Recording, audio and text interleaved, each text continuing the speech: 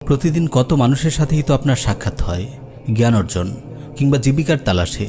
আপনি যেখানেই যান অনেক মানুষের সাথে আপনার দেখা ও পরিচয় হয়।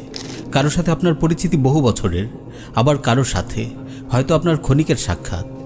সোশ্যাল মিডিয়াতেও বহু মানুষের সাথে আপনার পরিচয় গড়ে ওঠে। অনেকের সাথে আপনার ফ্রেন্ডশিপ, কেউ আপনাকে ফলো করে, আপনার দেয়া স্ট্যাটাস অনেকের নজরে আসে। আমার প্রিয় ভাই, অফলাইন কিংবা অনলাইন আপনি যেখানেই সময় কাটান, আপনি যদি দাওয়ার ব্যাপারে একটু মনোযোগী হন, ইনশাআল্লাহ আপনার দ্বারা বহু মানুষ কল্যাণের দিশা পাবে।